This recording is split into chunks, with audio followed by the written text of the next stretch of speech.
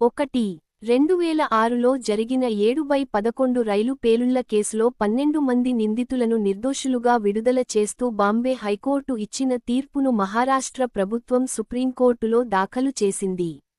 July 24న case విచారణకు schedule చేయడానికి supreme court అంగీకరించింది.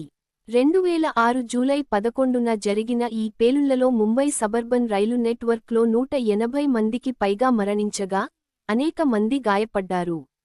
2. ప్రస్తుతం బీహార్లో జరుగుతున్న స్పెషల్ ఇంటెన్సివ్ రివిజన్ (సర్) చొరవకు సంబంధించి ప్రతిపక్షాలు గందగోళాన్ని వ్యాప్తి చేస్తున్నాయని కేంద్ర మంత్రి చిరాగ్ పాస్వాన్ ఆరోపించారు. 3.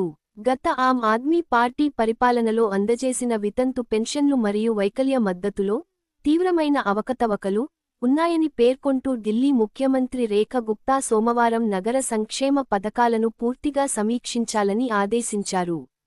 4. అత్యాచారం కేసులో national student union of India (NSUI) Odisha అధ్యక్షుడు ఉదిత్ నారాయణ్ అరెస్టుపై కాంగ్రెస్ను భారతీయ జనతా పార్టీ విమర్శించింది. 5. గవర్నర్లు మరియు రాష్ట్రపతి ఆమోదం కోసం పంపిన లేదా పరిశీలన కోసం రిజర్వు చేయబడిన రాష్ట్ర బిల్లులను విచారించేటప్పుడు కోర్టు కాలక్రమాలను విధించగలదా మరియు వారి ప్రవర్తనా విధానాన్ని సూచించగలదా అని ప్రశ్నిస్తూ సుప్రీంకోర్టు జూలై 22న రాష్ట్రపతి సూచనను విచారించనుంది. 6. ఒడిశాలోని పూరిలోని బలంగా వద్ద దుండగులచే నిప్పంటించబడిన 15 ఏళ్ల బాలికను న్యూఢిల్లీలోని all India institute of medical సైన్స్లో చేర్చారు.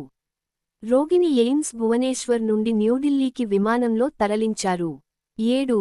భారత సుప్రీంకోర్టు జూలై 22, 2025న ఆర్టికల్ 143 కింద రాష్ట్రపతి సూచనను విచారించనుంది.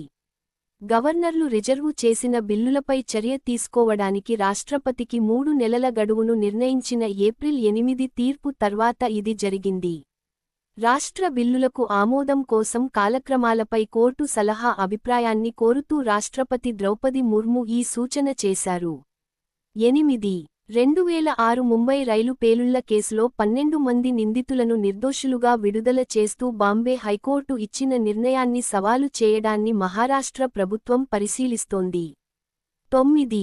కర్ణాటక హైకోర్టు తీర్పుపై ఎన్ఫోర్స్మెంట్ డైరెక్టరేట్ (ఎడ్) దాఖలు చేసిన అప్పీల్ను కోర్టు తోసిపుచ్చింది.